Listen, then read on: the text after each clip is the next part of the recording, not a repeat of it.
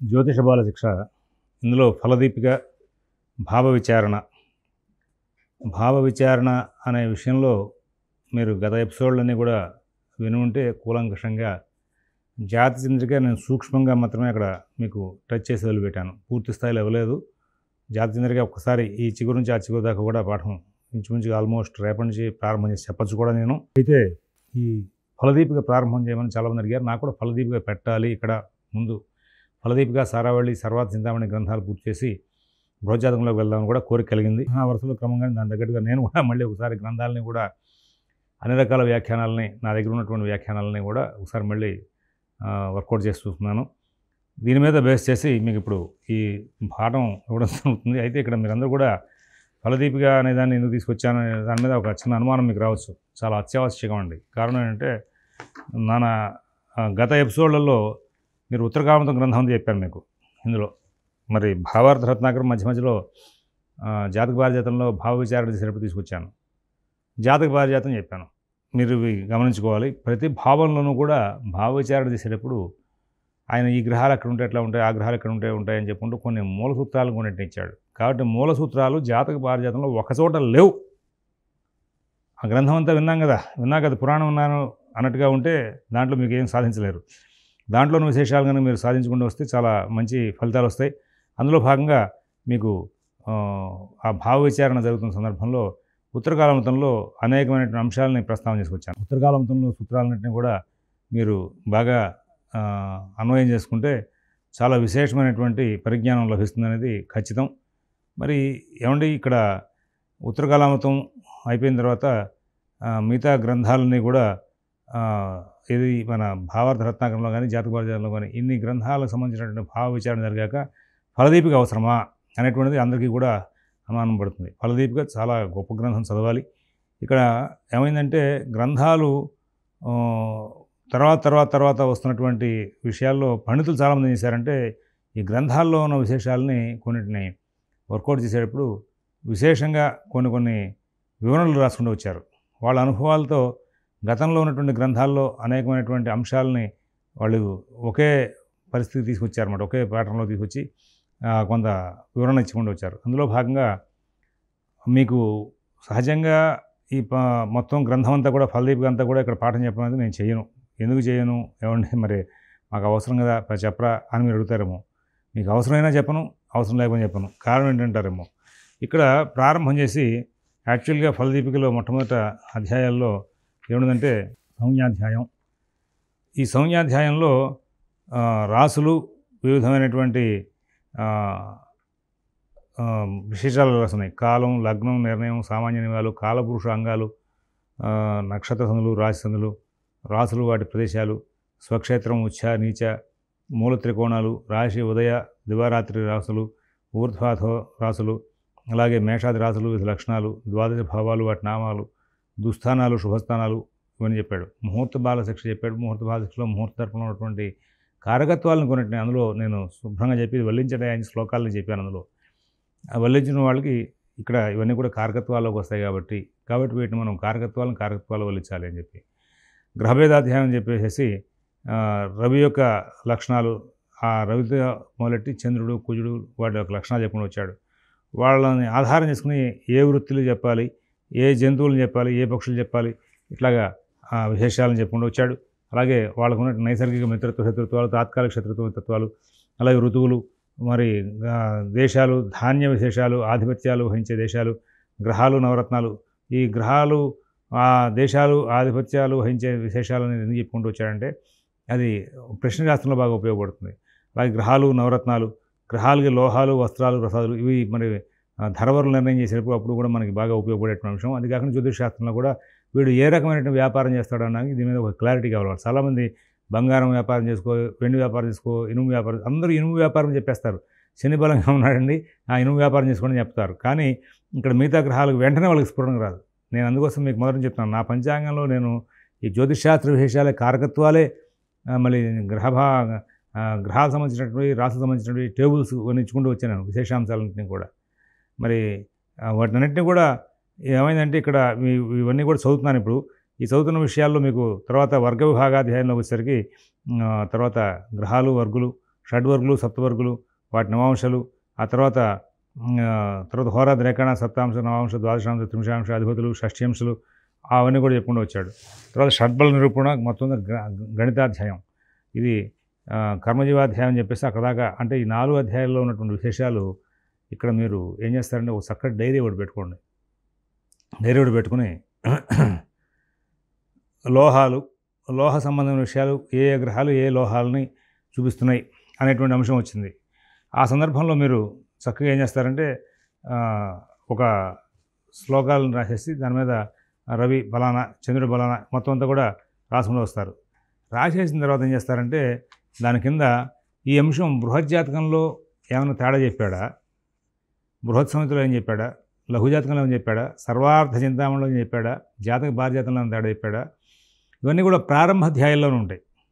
ఇవి గురువుగారు కూడా అన్నీ వీటన్నింటినీ కూడా అంటే సద్గురువులు దొరికితే వాళ్ళు రాసిపెట్టే అవకాశం ఉంది. నాకైతే ఏమైందంటే మా గురువుగారు అమృత నాగ శర్మ గారు, ఆయన మరి నేను ఇంటర్మీడియట్ అయ్యి ఆయన దగ్గరికి వెళ్ళడం, అంటే నేను డిగ్రీ చదువుకునేదాకా ఆయన దగ్గర 4 ఏళ్ళు కూడా సర్వీస్ చేస్తున్న టైంలో కాలేజీకి వెళ్ళి రావాలి, వీటి చదువుకోవడానికి కష్టం అవుతుందని చెప్పి ఆయన పుస్తకాలు చదివి ఒక పర్టికులర్గా ఈ విషయానికి వచ్చేసరికి రవి తామ్రానికి అధిపతి, మిగతా గ్రంథాలు కూడా తామ్రం గురించి చెప్పినాయా, ఏమైనా పాఠాంతరం చెప్పినాయా, ఏమైనా భేదంగా చెప్పినాయా, చెప్తే దాని పాఠాంతరం తీసుకోవాలి కదా, ఆయనే మొత్తం రాశాడు. మొత్తం అంతా కూడా ప్రతి విషయానికి కూడా నోట్స్లన్నీ కూడా ఆయన రాసుకుంటూ వచ్చారనమాట. ప్రతి రాజయోగాల దగ్గర అంతే, రాజయోగాల దగ్గర ఇక్కడ ఈ గ్రంథంలో ఇట్లా ఉంది, వేరే గ్రంథాలు ఏమైనా పాఠాంతరం ఉందా అని చెప్పి బృహజ్జాతకం, జాతక భారజాతం, బృహత్పరాశ ఇట్లా సుమారు 20 గ్రంథాల్లో మొత్తం కంప్లీట్గా ఆయన చెప్పిన నోట్స్లో ఇప్పుడు నేను పెట్టుకుని కూర్చున్నాను. తర్వాత ఇదే ప్యాటర్న్లో తెనాల్లో కార్తాంకితాభిజ్ఞ అనేటువంటి బిరుదు ఉన్నటువంటి ప్రతాప్ రాధాకృష్ణమూర్తి గారు ఉండేవాడు. ఆయన మా దూరు బంధువు కూడా. ఆయన కాలం చేసిన తర్వాత ఆయన పుస్తకాలు కొన్ని నాకు వచ్చినాయి. ఆ పుస్తకాల్లో ఆయన రాసుకున్న నోట్సులు, ఆయన బాలశిక్ష దగ్గర నుంచి రాసుకున్నటువంటి నోట్సులు ఇదే మాదిరిగా ఉన్నాయి. ఇది మా గురువుగారి పాఠం, ఆయన పాఠం రెండు ఒకటేగా నడిచినాయి అనమాట. సరే అవి 2-3 సార్లు నా దగ్గర పుస్తకాలు ఆ పుస్తకాల మూలంగా ఇవన్నీ నాకు కూడా నడుస్తుంది. అయితే వీటిని కూడా వల్లిస్తే వెంటనే ఇమీడియట్గా మనకి చక్కగా వెళ్ళిపోతుంది. ఆ వల్లించకుండా అన్నప్పుడు తేడా వస్తుంది. జ్యోతిష్ శాస్త్రంలో ప్రతి కదలిక, ప్రతి విషయం కూడా జ్యోతిషంతో ముడిపెట్టి చెప్పాలి. ప్రతి విషయం కూడా అది సాధ్యమే అంటే సాధ్యమే. మీకు జ్యోతిష బాలశిక్షలో గతంలో చెప్పాము, మా ఊళ్ళో ఇదివరకు పిఏ రామన్ గారు చెప్పి ఉండేవాడు. ఆయన వెళ్ళంగానే పొద్దున్నే కృష్ణలగ్నం చూసుకునేవాడు. వాడి జాతకంలో ఆ రోజు ఉన్నటువంటి దశ, అంతర్దశ, విదశ, సూక్ష్మదశ, ప్రాణదశ వేసి చూసుకునేవాడు. కంప్యూటర్గా చెక్మని కొట్టంగానే వచ్చేది ఎదుర్కొని చూసేవాడు. చూసి ఆ రోజున ఉదయవారంలో ఉన్నటువంటి హోరలు, ముహూర్తాలు, వాటిని ప్రభావం, ఆ టైంకి గోచారంలో ఏ గ్రహం బలంగా ఉంది చూసుకుని వీడు మినుములతో సంబంధించిన పదార్థం తిని వచ్చాడా, లేకపోతే గోధుమలతో సంబంధించిన పదార్థం తిని వచ్చాడా, ఏమంటే ఏరా నాన్న ఏమిటి చపాతీ తిని వచ్చావా అడిగేవాడు. వాడు చపాతీ తిని రావాల్సిందే, అంతే, చపాతీ తిని వచ్చానండి అని అలా చెప్పేవాడు. అంటే ఆయన కదిలితే జ్యోతిషం, మెదిలితే జ్యోతిషం, పడుకునే జ్యోతిషం, నిల్చునే జ్యోతిషం, ఏం చేసినా జ్యోతిషంతో ముడిపెట్టి పంచభూతాత్మకం కాబట్టి మొత్తం అంతా కూడా ఈ గ్రహాలే ప్రతిదానికి కూడా గ్రహాలతో అన్వయం చేస్తూ కుదిరిందని ఆ విధంగా తపస్సులా చేసుకుంటూ వచ్చాడు ఆయన. ఒక్కొక్కళ్ళు ఒక రకమైన ప్యాటర్న్లో క్లిక్ అయ్యారు. అలాంటి దాంట్లో ఇప్పుడు యాక్చువల్లీ చేదు పదార్థం ఇవాళ రోజున మనం కాకరకాయ కూర తిన్నామండి. కాకరకాయ కూర తినడానికి కూడా వెంటనే మనం ఏం చేయాలంటే జ్యోతిషంతో ముడిపెట్టాలి.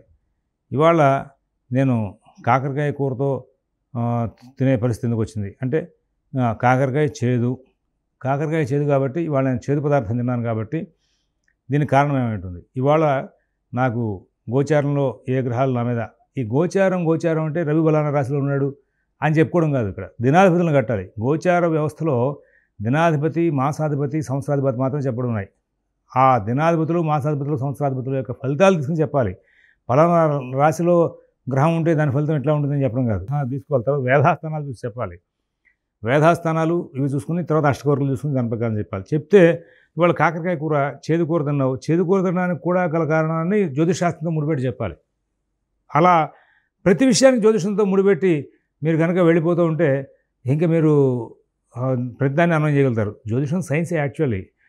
శాస్త్రం సైన్స్ ఖచ్చితంగా చెప్పబడింది, కానీ చెప్పే శాస్త్రి పూర్తిగా ఆ స్థాయిలో రీసెర్చ్ చేయకపోవడం మూలంగా అంశాలను చెప్పలేకపోతున్నారు. అలాగే ప్రతిరోజు విషయాన్ని అయితే ఇక్కడ మెకానికల్గా లైఫ్ స్పీడ్గా పెరుగుతున్న టైంలో ఇవాళ ఇవన్నీ అవసరమా అనేటువంటి పరిస్థితి కూడా వచ్చింది. మరి నవమి మనకి ఇవన్నీ అవసరమా అంటే అవసరమే. ఇది జ్యోతిష్ శాస్త్రంలోనే ఉండిపోదాం అనుకుంటే. లౌకికంగా మెకానికల్గా కొన్ని జీవనోపాధి విషయాలకి మనం డిపెండ్ అవుతూ మళ్ళీ జ్యోతిషం మీద డిపెండ్ అయ్యేసరికి కొంత ఇవన్నీ తీసి రోజువారీ ఎందుకండి ఇంత అవసరం లేదు, ముఖ్యమైన విషయాలు చూద్దాంలే అనే పరిస్థితికి వచ్చేసరికి జ్యోతిష్ శాస్త్రాన్ని తప్పించారు. మన వాళ్ళు పూర్వులు కేవలం రాశి చక్రం నవాంశ చక్రం వేసి అక్కడ ఆ ఆరుడు చక్రాలు మైండ్లో చక్రం తిప్పుకుంటూ షోడశ చక్రాలను మైండ్లో తిప్పుకుంటూ వెంటనే వాళ్ళ జాతకాల ఫలితాలు వస్తే ఆ ఫలితాలని పర్ఫెక్ట్గా జరిగినాయి. చాలా విశేషమైన కీర్తి ప్రతిష్టలు గడించారు. 100%లో 95% సక్సెస్ రేట్తో వాళ్ళు ముందుకు వెళ్ళారు. అలా వాళ్ళు జ్యోతిష్ శాస్త్రంతో చూపించుకుంటూ వచ్చారు కాబట్టి వాళ్ళ జ్యోతిష్ శాస్త్రం నిలబడి మన దాకా వచ్చింది. ఇవాళ మనం ఆ స్థాయి రీసెర్చ్ చేస్తే కనుక ఖచ్చితంగా అవుతుంది. కేపీ సిస్టమ్ బాగా వస్తుంది, పరాశర సిస్టమ్ బాగా రాదు, ఇవన్నీ పిచ్చి మాటలు అన్నింటిలోనూ వస్తాయి.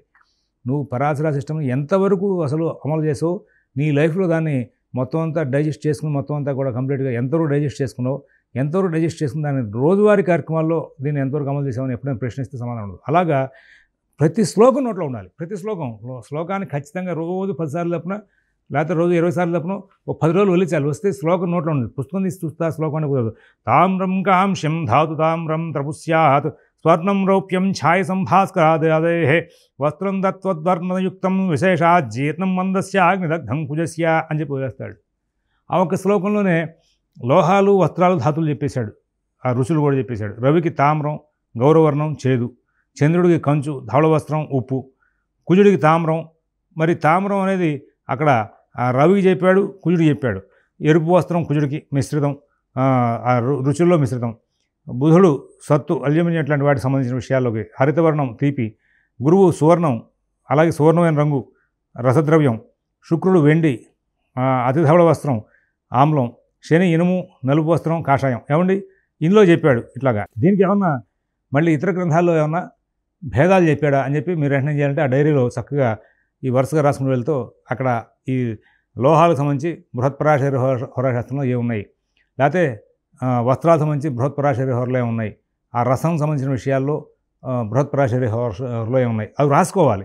ఆ బృహత్పరాశరి హోరతో ఆగకూడదు అక్కడ. దాని కింద వెంటనే బృహత్ జాతకంలో ఏముంది, బృహత్ సంహితలో ఏముంది, అలాగే ఫలదీపికలో ఏముంది, సారావళిలో ఏముంది, సర్వార్థ చింతామణిలో ఏముంది, ఇట్లాగా అనేక గ్రంథాలు. మానసారం, మానసాగరి, మరి మానసారం అదేమో వాస్తు గ్రంథం. మానసాగరిలో ఏం చెప్పుడుంది, అలాగే బృహద విజ్ఞానంలో ఏం చెప్పుడుంది, తర్వాత మరి హోరా మకరంగంలో ఏం రాసింది, హోరా నిర్ణయ సంఘంలో ఏం రాసింది, ఇట్లాగా అనేక గ్రంథాలు తీసుకురావాలి. అన్ని గ్రంథాలు పారాశర సంబంధమైన గ్రంథాలు అన్నింటినీ చదవకుండా అన్నింటిలో ఉన్న వాటికి ఒకదానికి ముడిపెట్టకుండా కేవలం నేను బృహత్పరాశర శాస్త్రం చదివేశాను దీంతో నేను చెప్పేస్తానంటే ఏమిటి చెప్పేది, పప్పులో కాలేస్తుంది, ఏమవ్వదు. కానీ తేడాలు ఉన్నాయంటే తేడాలకు కూడా కారణాలు ఉన్నాయి. అది మీకు ఎప్పుడు వస్తుందంటే అనేక గ్రంథాలు ఇట్లా స్టడీ చేసుకుని వచ్చాక నాకు కూడా మొదట్లో చాలా అనుమానాలు ఉండేవి. నేను 88లో జ్యోతిషాస్త్రం పెట్టాను. సుమారుగా 2000 సంవత్సరం అప్పుడు మా గురువుగారులు, నాకు పని చెప్పిన గురువుగారిని వాళ్ళందరినీ దాటి ఇంకో వేరే వాళ్ళ దగ్గర వెళ్ళినప్పుడు వాళ్ళు నాకు ఇచ్చిన విశ్లేషణ, నాకు పైగా మొదటి నుంచి గైడెన్స్లో మధురకృష్ణ శాస్త్రి గారు, ఆయన ఉత్తరం రాసినప్పుడు ఉత్తరాలు వేస్తూ ఉండేవాళ్ళు. ఆయన ఒక విషయాన్ని అడిగితే 7-8 గ్రంథాల విషయాలు అక్కడ పెట్టి ఫైనల్ కంక్లూజన్ ఇస్తే కానీ ఆయనకు తృప్తి ఉండేది కాదు. అంటే ఆయన చదువుకునే విద్యార్థిని చూస్తే చాలా ఆనందం అనమాట ఆయనకి. వాళ్ళకి ఆ మైండ్ అటు పంపించాలని. ఇప్పుడు చాలా ఉన్నారు ఏదో విషయం అడిగితే పెడతారు, చిన్న ఫోటో పెడతారు, అది ఏ గ్రంథాలు పెట్టరు. అదో విచిత్రం. వాళ్ళ ఆ గ్రంథాలు మనం చదివితే మనం పెద్దవాళ్ళు అయిపోతాం కాదు. ప్రతి గ్రంథంలో కూడా ఎవరైనా ఈ వాట్సాప్ గ్రూపుల్లో ఇప్పుడు మీరందరూ పొరపడుతున్న విషయం ఉంటుంది. ఎవరైనా అడగగానే ఏదో ఒక విషయం అడగగానే ఒక శ్లోకం పెడతాడు. దానికి ముందు కొంత వెనకాల కొంత ఉంటాయి. జాతసింధు చదువుతున్నాం అనుకోండి, బుధస్తను చంద్రోపి భవేత్ తద్విధ అని ఉంటుంది. దాని ముందు శ్లోకానికి వ్యాఖ్యానం పెట్టాడు అనుకోండి, తర్వాత దీనికి సంబంధించిన శ్లోకం ఉందని తెలియదు. కాబట్టి ఏంటంటే పుస్తకం పేరు పెడితే కనీసం మనం చూసుకోవచ్చు, మనం చూడాలి. మన బుద్ధి కనుక ఉంటే ఆ పుస్తకం తీసి చూడాలి. అలాగా వాటిని శోధన చేసుకుంటూ వెళ్తే ప్రతి గ్రంథంలో కూడా గ్రంథాన్ని ఈ చివరి దాకా మనకు నోట్లో పడిపోయి తిప్పుతూ ఉన్నాయి, చక్క తిరుగుతూ ఉంటేనే శ్లోకాలు మైండ్ తిరుగుతుంటేనే అక్కడ చూడంగానే వెంటనే వస్తుంది. ఎన్ని చెప్పినా కానీ స్థుతి యుతి వీక్షణ, గ్రహజం భావజం రాశిజం, గ్రహరాశిజం గ్రహభావజం యోగజం, ఈ 9 అంశాల మీద పట్టు వస్తే జ్యోతిషాస్త్రం బాగా చెప్పచ్చు. ఇంక వచ్చాక స్థానబలం ఉందా లేదా నిర్ణయం చేసుకుంటూ వెళ్ళాలి. వాటి విషయంలోనే ఇక్కడ తేడా పడాలు నడుస్తూ ఉన్నాయి కొన్ని గ్రంథాలకి. ఆ కారణాలు కూడా నేను బాగా మొదట్లో కన్ఫ్యూజ్ అవుతున్న టైంలో పెద్దవాళ్ళ దగ్గర కూర్చున్నాక వాళ్ళందరూ కూడా కారణాలు ఇక్కడ భేదంగా చెప్పడానికి గల కారణాలు ఏంటి, దీనికి కూడా ఆధారం ఉంది అనే విషయాలు చెప్పాక నాకు క్లియర్ ఓకే మనం రైట్ రూట్లోనే వెళ్తున్నాం అని చెప్పేసి. అలాగా మీరు ఈ 4 అధ్యాయాలు ఫలదీపికలో ఉన్నటువంటి 4 అధ్యాయాలని కూడా మీరు మొత్తం అంతా కూడా కంప్లీట్గా వర్కౌట్ చేసుకున్నారండి. నోట్స్లు మీరు రాసుకోవాల్సిందే. నేను ఇక్కడ ఈ జ్యోతిష బాలశిక్షలో ఈ టీవీ ప్రోగ్రాంలో అవన్నీ చెప్పుకుంటూ వెళ్తే అన్ని పాఠాలు నిర్ణయం చేసి చెప్పడం కష్టం అవుతుంది. కాబట్టి మీ వరకు మీరు వీటిని వర్కౌట్ చేసుకుని వెళ్తే దీనికి సంబంధించి వెళ్తుంది. తర్వాత కర్మజీవాధ్యాయం ఉంటుంది. ఈ కర్మజీవాధ్యాయం అనేదానికి కొంత గురువు సంబంధమైన ఉపదేశం కావాలి. నేను దాన్ని మీకు పాఠం చెప్తాను. తర్వాత యోగ భావాధ్యాయం అని చెప్పుంది. ఈ యోగ భావాధ్యాయం అనేది మొత్తం కంప్లీట్గా మీకు ఈ రాజయోగాలు అని చెప్పి పేరుతో మనం ముందుగా నిర్ణయం చేసి ఆల్రెడీ మనకి ఈ యొక్క జ్యోతిష బాలశిక్ష పాఠాల్లో చెప్పుకున్నాం. ఆ యోగాల్లో పాఠాంతరాలు గ్రంథాంతరాలు ఎక్కడెక్కడ ఉన్నాయో కూడా నేను ఉటంకించి చెప్పాను. కాబట్టి ఇక్కడ దీన్ని కూడా నేను ముట్టుకోను. రాజయోగాధ్యాయం అన్నీ కూడా అక్కడ 7 అధ్యాయాలు అయిపోయిన ఫలదీపులో. కాబట్టి 7 అధ్యాయాలు ఒక క్లాస్లోనే మీకు పూర్తయినట్టుగా లక్కగా భావిస్తారని చెప్పి ఆశిస్తున్నాను. ఇక్కడ ఏంటయ్యా ఈయన కష్టపడి ఈ టీవీ ఎదురుకుండా కూర్చొని ఈ పాఠాలు వింటుంటే ఈయన అన్నీ ఎత్తేసాడేంటి అనుకోవద్దు. 7 అధ్యాయాలు కూడా మీరు ఒక నవల చదివినట్టు చదువుకోవచ్చు. చదివేటప్పుడు మాత్రం ఒకటే గుర్తుపెట్టుకోండి, ప్రతిదీ కూడా ఒక డైరీలో చక్కగా హెడ్డింగ్ పెట్టేయండి. రవి గురించి రాసుకొస్తాం, రవికి ఏ రంగు అనే విషయం మీద రాసాం. అన్ని గ్రంథాల్లో ఉన్న విషయాలను అక్కడ నోట్స్ రాయండి మొత్తం అంతా. అన్ని గ్రంథాలు కూడా ఒకటే ఉటంకించినాయా, ఓకే నెక్స్ట్ దానిలోకి వెళ్ళిపోతున్నాం, నెక్స్ట్ కాన్సెప్ట్లోకి. అలాగా ప్రతి అంశానికి కూడా కారకత్వాలు అంటారు, మీరు తీసి చదవండి. ఈ కారకత్వాలకు సంబంధించి జ్యోతిష బాలశిక్షలో ప్రారంభంలో ఉత్తరకాలామృతంలో ఉన్నటువంటి అంశాలను చెప్పుకుంటూ వచ్చాను. జాతక పారిజాతంలో ప్రతి భావానికి ప్రతి అధ్యాయానికి కూడా నేను ఏ భావం ఏ గ్రహం ఏ కారకత్వాలను ఇస్తోంది అనే విషయం చెప్పాను. ఈ కారకత్వాలు అందరికీ కూడా మైండ్లో ఉండట్లేదు, ఎవరు వల్లించట్లేదనే ఉద్దేశంతో నా పంచాంగంలో గత కొద్ది సంవత్సరాలుగా వేసుకుంటూ వచ్చానని చెప్పి కూడా చెప్పుకుంటూ వచ్చాను. నా జ్యోతిషం విశేషాలే రాసుకొచ్చాను నా పెద్ద పంచాంగం నిండా కూడా. నా పెద్ద పంచాంగం వాడడానికి పాత పంచాంగాలు పెద్ద పంచాంగాలు తీసుకొని చూస్తే జ్యోతిష గ్రంథాల్లో ఉన్న విశేషాలే కనబడతాయి అందులో మొత్తం అంతా. ఆల్రెడీ ఇప్పుడు నేను చాలా విశేషాలు అందులో అన్వయం చేసుకుని వచ్చాను. కాబట్టి మీరు ఆ విధంగా స్వతంత్రంగా నిర్ణయం చేసుకోవాలి. కాబట్టి వీటన్నిటిని కూడా నేను తీసేస్తున్నాను. ఇప్పుడు ఇంకా ఇందులో లగ్నాది ద్వాదశ ఫలాధ్యాయం అని చెప్పేసి మనకి ఈయన ఫలదీపులో విశేషం చెప్పుకుంటూ వచ్చాడు. ఈ లగ్నాది ద్వాదశ ఫలాధ్యాయం కూడా యాక్చువల్లీ ఇక్కడ ఉన్నటువంటి విషయాలు, లగ్నం నుంచి రవి లగ్నంలో ఉంటే ఏమిటి, ద్వితీయంలో ఉంటే ఏంటి, తృతీయంలో ఉంటే ఏంటి అనే విశేషాలను చెప్పుకుంటూ వచ్చాడు. ఇవి కూడా సరళమైనటువంటి అంశాలే. వీటికి కూడా మీరు ఏం చేయాలంటే నోట్స్ రాయాలి. ఎట్లా నోట్స్ రాయాలండి? లగ్నంలో రవి ఉన్నాడు, ఫలితం ఏంటి, మిగతా గ్రంథాలు ఏం చెప్పినాయి, వీటన్నిటిని కూడా మొత్తం అన్ని పదాలు గ్రంథాల్లో రిపీట్ అయిన పదాలన్నీ కూడా ఒక చోట రాసేసేయండి. కొత్త పదాలను బ్రాకెట్లో పెట్టి ఒక చోట రాయండి. రాశాక మీకు లగ్నంలో ఉన్నప్పుడు ఏదైనా ఫలితం చెప్పాలి అంటే కనుక వస్తుంది. ఏమండి ఇది అన్నిటికీ ఒకటే వస్తుందా? మనం సహజంగా జాతక చంద్రికలో సూత్రాలు చెప్పుకున్నాం. ఆ సూత్రాల ప్రకారం ఇక్కడ అన్వయం కుదరదు. ఫస్ట్ కన్ఫ్యూజ్ అవ్వద్దు, ఖచ్చితంగా కన్ఫ్యూజ్ అవ్వద్దు. ఏమండి సర్వే త్రికోణ నేతారో గ్రహ శుభఫలప్రదాహ అన్నారు కదా. ఇక్కడ ఈ రవి పంచమాధిపతి ఉన్నాడు, ఎక్కడుండి ఈ ఫలితం ఇస్తాడు, ఎక్కడుంటే ఫలితం ఇస్తాడు అనే అన్ని గ్రంథాలు ఒకటేలాగా చెప్పలేదు అని మీకు వెంటనే అనుమానం వస్తుంది. ఏమంటే ఈ స్తోత్రం తప్ప లేకపోతే ఆ వ్యాఖ్యానం తప్ప అని. రెండు కరెక్టే. ఎప్పుడు కరెక్ట్ అవుతుంది? మీకు సంపూర్ణత్వం ఏర్పడినప్పుడు, మీరు సంపూర్ణానంద భారతిగా మారినప్పుడే అవుతుంది. జ్యోతిషశాస్త్రం సంపూర్ణంగా తయారవచ్చా? అవ్వచ్చు. ఎందుకు అవ్వలేం? పర్మిటేషన్స్ కాంబినేషన్స్ జ్యోతిషం అంతా కూడా. దానికి అసలు మీకు ఒక అవగాహనలో గురు పరంపరలో వెళ్తున్నప్పుడు వెంటనే ఒక రవి ఉన్నాడు, ఈయనకి 12 రకాల ఆధిపత్యాలు వచ్చినాయి, 12 రకాల స్థానాలు ఉంటాయి. ఎన్సీఆర్ ఎన్పిఆర్లు కడుతుంటారు కదా, అవి కట్టండి. పర్మిటేషన్స్ కాంబినేషన్స్ రవితోనే 12 144 అట్లాంటి కాంబినేషన్స్ 9 గ్రహాలకి ఉన్నాయి. మళ్ళీ వీళ్ళకి ఇంటర్లింక్స్ చేసుకుని అన్నిటికీ పాయింట్లు రాసుకుంటూ వస్తే అయిపోతుంది. అందుకోసమే జాతక మార్తాండం, జ్యోతిష విద్యాప్రకాష్ గారి గ్రంథాలు ఆకిళ్ళ ఆయన రాసిన పుస్తకాలు ఉన్నాయి. ఆయన ఇట్లాంటి మానసిక వ్యవస్థలో తీసుకెళ్ళడానికి చాలా గొప్పదైనటువంటి నోట్స్ ఆయన జాతక మార్తాండం అనే నోట్స్ని ప్రిపేర్ చేసి ఇచ్చాడు. ఆ పుస్తకం చదివితే కనుక మన ప్రయాణం పరాశర విధానంలో చాలా గొప్పగా నడుస్తుంది. బేసిక్ ప్రిన్సిపల్స్ కావాలి. ఫస్ట్ బేసిక్ ప్రిన్సిపల్స్ కోసం నేను జాతక చంద్రిక, ఉత్తరకాలామృతం, భావార్థ రత్నాకరం, జాతక పారిజాతం పూర్తి చేసి ఇక ఫలదీపులోకి వచ్చా. ఈ ఫలదీపులోకి వచ్చా కూడా మళ్ళీ నేను బేసిక్ ప్రిన్సిపల్స్ చెప్పాలంటే ప్రతి పాఠం గ్రంథానికి చెప్పడం కష్టం కదా, ఇవి నోట్స్ రాసుకుని వెళ్ళిపోవడమే. అందువల్ల ఈ లగ్నాది ద్వాదశ ఫలాధ్యాయం కూడా మొత్తం కంప్లీట్గా A to Z మీరు ఒక నోట్స్ రాసుకుని వెళ్ళడం. అయితే ఇందులోనే ఈ ఫలదీపులో లగ్నాది ద్వాదశ భావ ఫలాధ్యాయం మీద చాలా గొప్పదైనటువంటి విశేషాలని ఇచ్చుకుంటూ వచ్చాడు. వాటన్నిటిని కూడా నెక్స్ట్ ఎపిసోడ్లో నేను విశ్లేషణ చేస్తాను. దానికి ఈ మన ఫలదీపిక పాఠాన్ని మనం ఇక్కడి నుంచి కంటిన్యూ చేసుకుంటూ వెళ్ళిపోవాలి. ఇందులో మనకి జాతక పారిజాతంలో భావ విచారణ చేస్తున్నప్పుడు ఒక్కొక్క భావంలో కొన్ని సూత్రాలు మిగతా జనరల్ మ్యాటరు వచ్చినాయని చెప్పి ఎట్లా అయితే అనుకున్నాము, అలాంటివే ఇక్కడ సూత్రాలు వరుసగా వచ్చినవి ఉన్నాయి. ఆ అధ్యాయాలని పూర్తిగా మనం విశ్లేషణ చేసుకుంటూ వెళ్తాం. ఈ లగ్నాది ద్వాదశ అధ్యాయాలు, లగ్నాది ద్వాదశ భావానాం సాముదాయిక ఫలాధ్యాయం, తర్వాత మరి అవి రెండు కూడా చాలా విశేషమైనటువంటి ఫలితాంశాలను సూచిస్తూ ఉంటాయి. వాటి ఫలితాంశాలన్నింటినీ కూడా నేను మీకు ఇక్కడ అందజేస్తాను. రేపటి రోజున దాని యొక్క విశేషంలోకి మనం వెళ్తాం. స్వస్తి.